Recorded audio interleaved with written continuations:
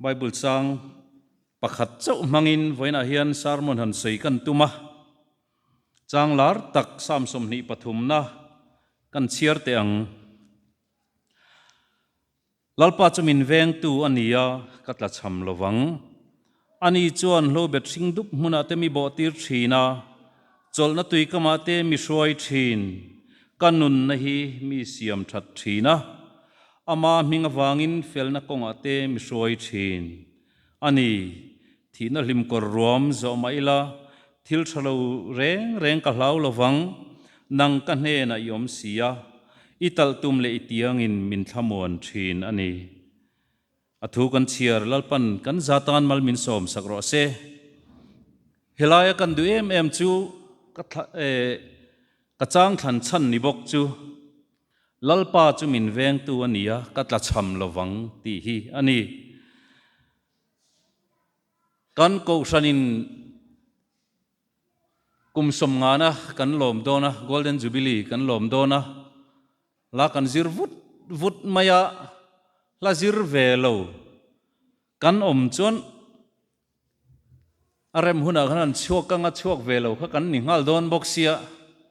la zir hun kha khara la ni mia lowa tel thar na hun kha adu piang karun tel zel turani Jerusalem ka in ro pui ti kan han zira hela hiana bes pumam huna hovin kan han thuwa kan bei thum thei khop me pumam huna thoklo a tholok boka kan zai lai hian he ta thlang lampanga zukal hi ka chak theilu tuka ka siat chak em chu kan keirol ho te hian hela hian an thuwa control ton zira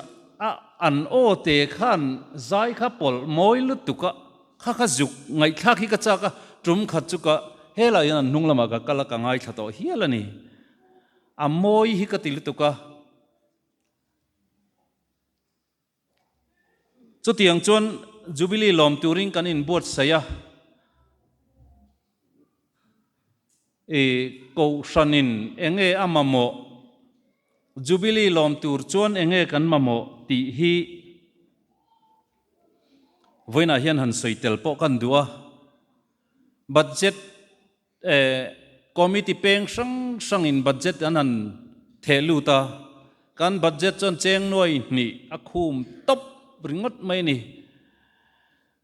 kan chevela ko sante soman ngai khan ruai za puyom lo tak kha siam ngai bok sia atun lai trong takin thingpui chun thingpui po kan ti to lo refreshment kan tia refreshment kha za puyom lo takalo ngai ve boka chuan mamo li khalo ni khatukina khan ps theri moi tak mai na ron zaya sabaskula khan monitor hi achiang lo helaya zai thin chon an sia kan monitor hi chiang lo helam ading te tan hian music report siat lowa kan opo asiat view lowani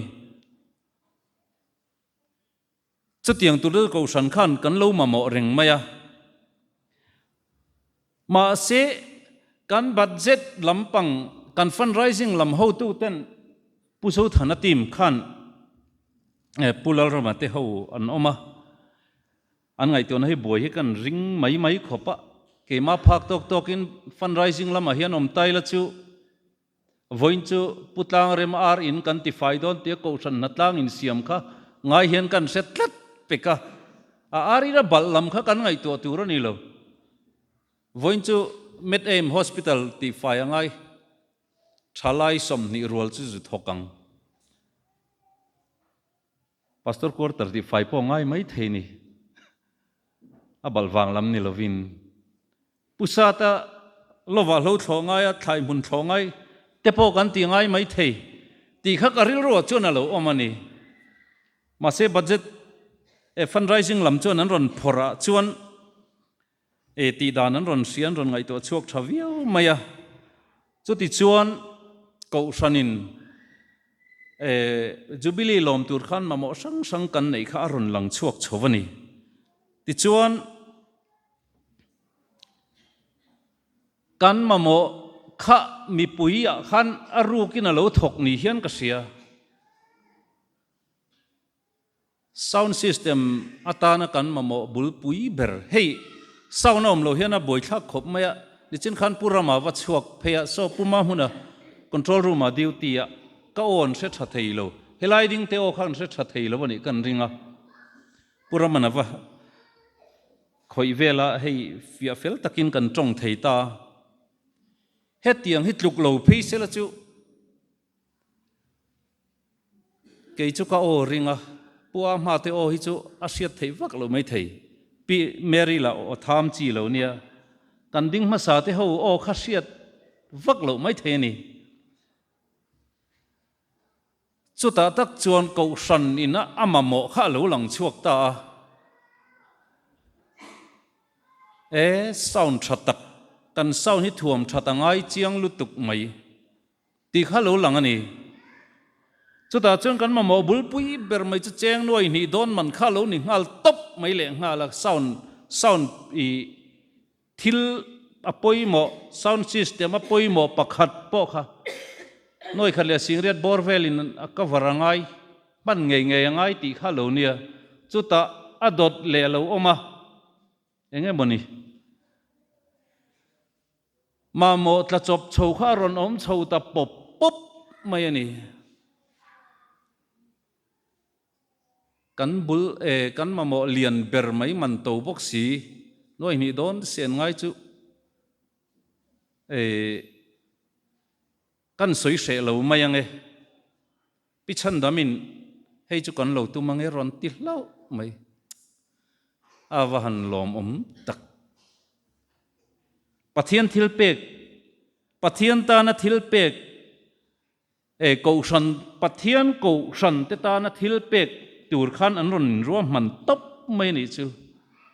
kan siat ta na tan voina hian han phor ka chak via vani chuan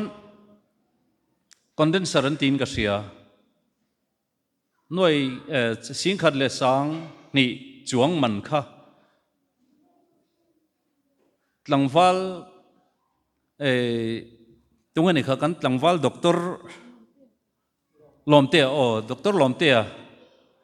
doctor lomte an pakhat chu ka tum thei ni ron tia tlangwal romoyan pakhat ka tum le don ni ron ti le bok tlangwal romoy phei chu kar le loka ka nupui nei turani amo soina tur hi la khop mai heta tanga lui pui paruk kan ngaya anin soi thadona sen so hau taka nupui nei turania chu chuan kalau tum te ron ti vele top mai boka ti chuan kan pachiang ti hlawin kan thin lungkha a in hong tok lawang ti hlawin kan chairman jubilee chairman chuan digit nga chin sam hi chu kalau tum te ron ti le bok ti khan puro ta chungin karon ti vedon ani antia puai boya tu le faten helaya nakina biak in bana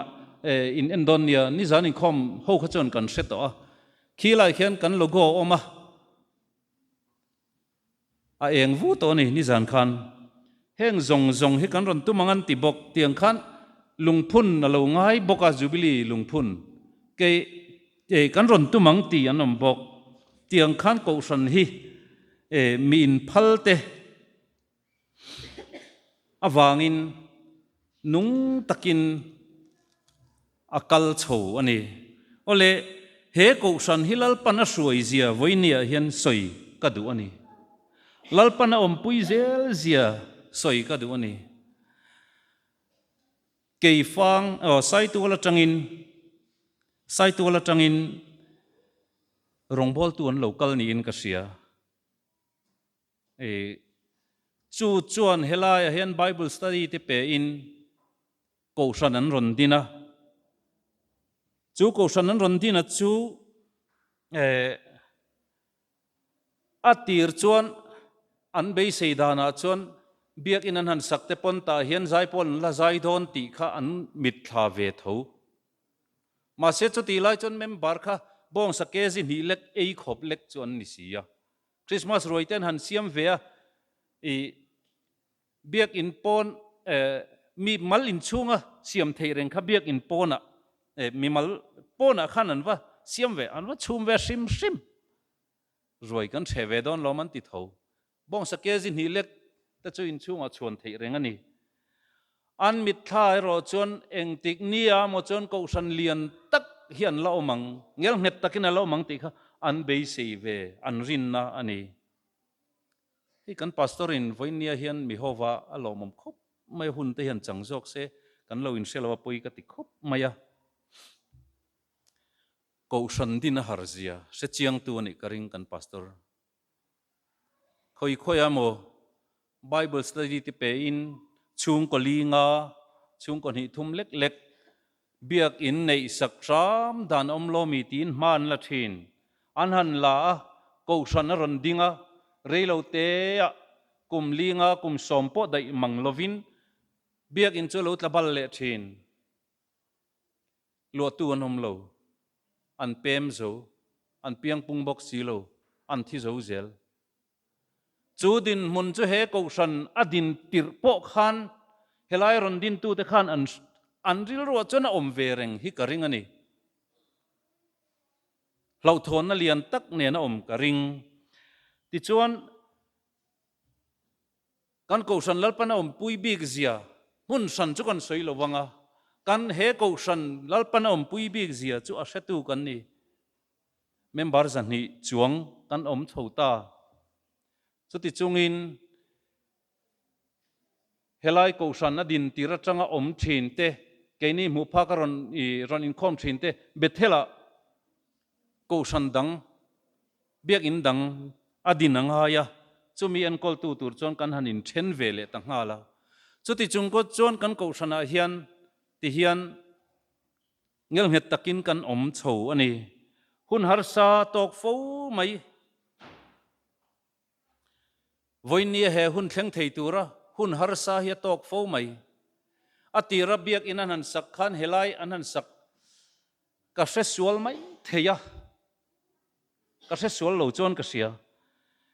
biak in an sak dona he biak in nilo biak in masajok an sak dona ko sana a hau sak lo zia are thei zia anan soi thin rot leangai chumi khami chu leangai an tian han rom han vea ko san in poisa nei chong si lo pusang chian an han sila kan lo le ri phot mayanga a thei huna ko san in run rul don nia ti chon an han pusang chia sum chon han mang zela a chung chi alo huna helai rang vali mai tur om lo ai zola mi rang vali angai eng tin nge niang pusang chia bok chon han bek bor le ka poisan lo mang le mai don nia chumi po chu phur chol alangai le ta zel chumi po ai zol chang han phur chol langai le ta zel eng tin nge niang an tia pusang chi bok chon ka motorin ni tile mayang miang chu tiang ne chun he ko san helaya loi ko san kha bultan ani arem le lowang ti huai takin soya har khopang mase voinia chuan chutia har sa taka biak inan lo din ko san te po kan la lim taka kan in khom chho zel na kha thia ta adang sakalo hunta alo ngai ta atar lutuk to biak in hisalian taila a o khat tok hip member in khom kan omangem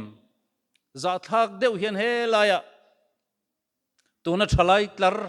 chin mai te a hian kumeng zat nge kan in khomang ti kharil ruwa omani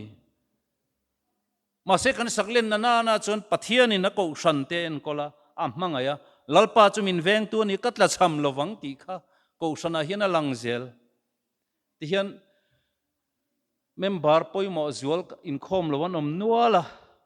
kan ko sana tanga bial zai pol then khat an chuak chung poin biak in khát môi makin kan la omani lom takani hun har sa tok thin ko sanin he ko san hian hun har sa tok fo mai sikul conference anin sing sadona sikul kan en kol zui thei to lo ti chung changa po hun har sa tok ani khatianga khan nat roi na khop soi tu te changa trong kam po don ani amai ro chu lalpan om pui zel voin ni hian e khai kan lo ti sual ani kan lo ti sual ani mo kan lo se fu tok lo ani trong kam in siat fu tok lo wang ani ti te po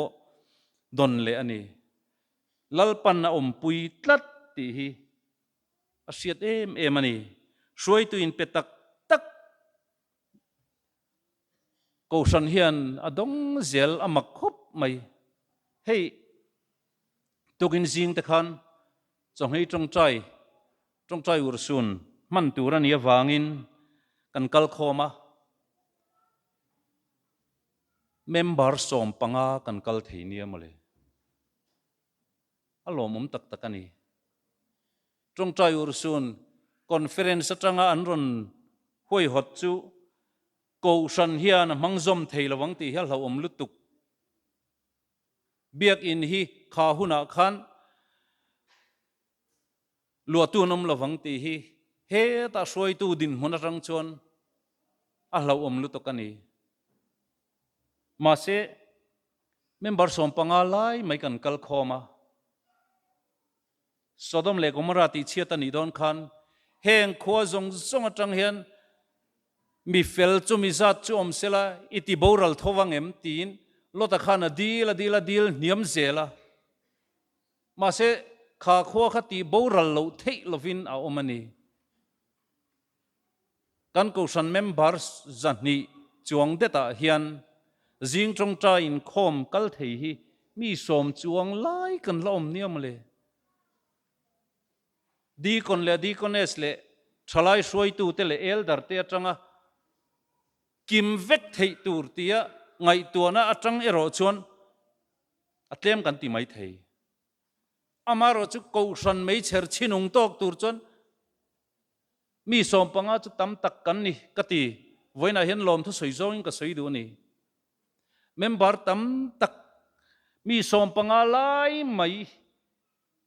ko san hun ruat na le kan soi tu te na min be se ang hun ti tur chon kan la om na ni alom tak takani chu tiang chon ko sanin amamo zong songa kha mamo aron nei chho ta zela petu tur om zel hei kan ko san member hi hanin chutila pitiali ten tu na khuan opu soe te kan pitiali ming kan lam ri zo ka pu soe ten in nan same ka chu tiang lo chu ma thar lavak po kan om lo mi chum chia te kan ti te ang mi har sa tak om khom kan ni dik tak chuan kan biak in kong phei han en tiang u chon khi lai cham phai dor dung thla en leang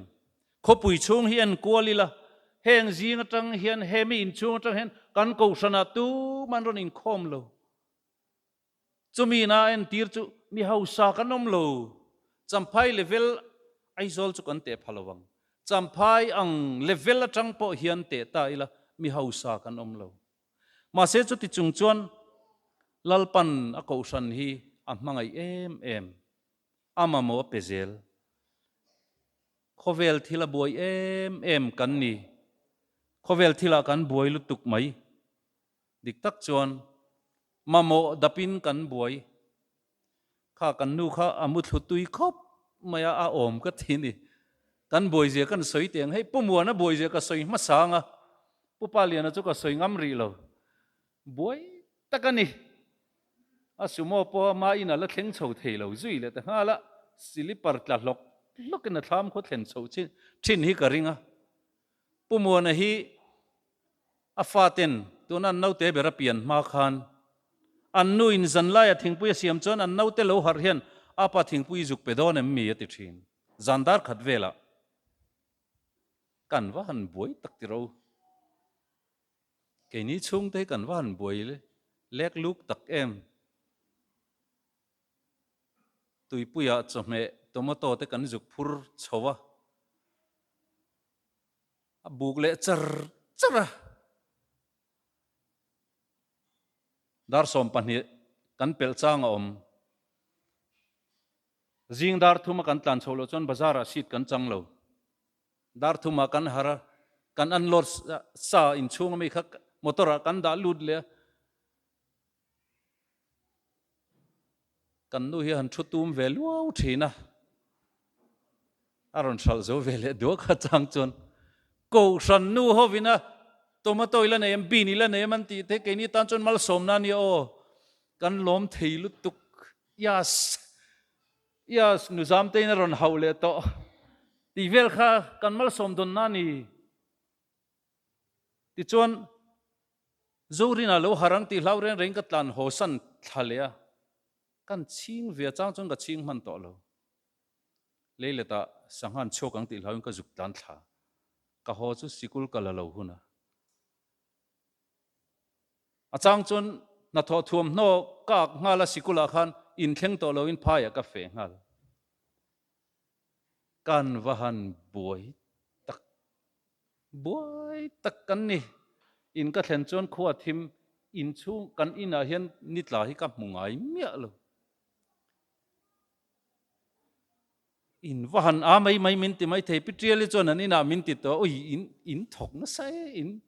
in a mangi min ti ma se le lampang kan ngai to tiang ka slipper te hi fai var mayang ti hi a hlau tlat kan ha tho ko ra ten chirakai mi alo huna chuano pudengi thamo min murenga ka kalden den tiang ne na ka kalden den mutu hian pudengi thamo min ti sam don chiang lutuk buai the kan khalom omani ole kan buai ani dik tak chon kan buai em pumat luang ala hi hei piping kin khoma pumat luang ala hi adam lo mania vespara thu soi ngai thatu te chon adam lo nat zia kan sia tiang pani hol chungina a workshop a thu tangai kan van buai hlom tak ka soi lo te po boi fe hi kan karing ani chu tiang em a boi chung chon kan ko sana hian nar kai tu an ni hloma ti khan bari boi nuai in biak ina hian kan lakal thin ni amale pathian ko san hi a sel lovanga adam lovang ti lau emin rongbona mani zone thewa kan thok zel pulian hello nui veringo taka so hi siang chumo khula ya veng monga khon mi zong kom thanga khon famaneya chuti chung chon upa bial thena bial te hi tholo ma khon kim zat an bial an tholok em alom tak takani lalpan malasom hi ka ring lutuk dam chung ko sak ngai to na hian kan tharau nun soi bovin chu boina chuan tharau nun soi bo na khopin dam chung ko sak boi ngai to na hian ka tharau nun soi bovin boina telom ma sela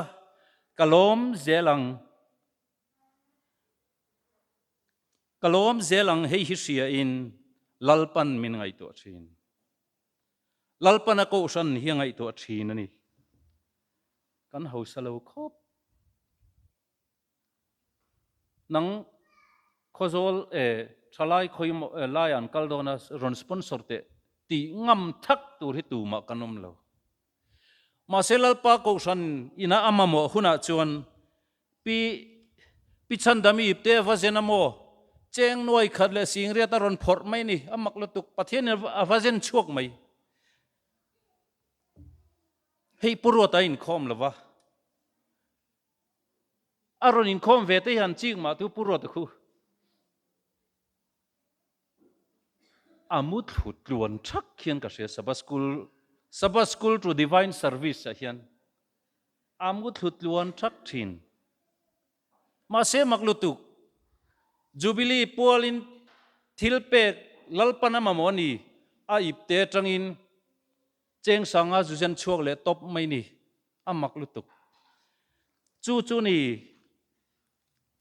lalpa chumin veng tu ni akatla cham lawang he ko ran hi khongai thak tak angin lang maila lalpa chumin veng tu ni akatla cham lawang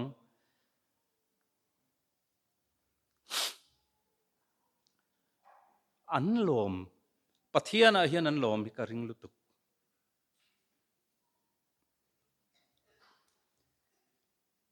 chung mi ta chuan Krista taksa a ko ran hi an mangai ema mangai na lan tir tu pathian ko ran mangai na lan tir tu khovel thil na nei nung filor ni silo te hi pathianin mun tina nei an larin puang zel don jubilee kan lamang mai don lova ani la thleng lova alain puang zel don lalpa hi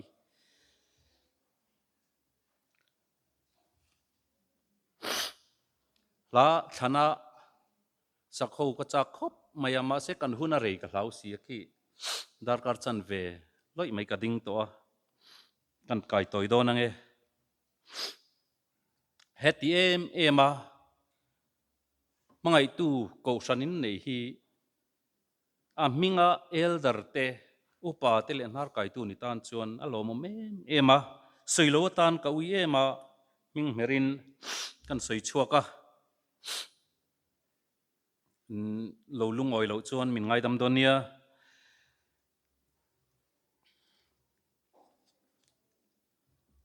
lalpan ko san hi om pui zel dona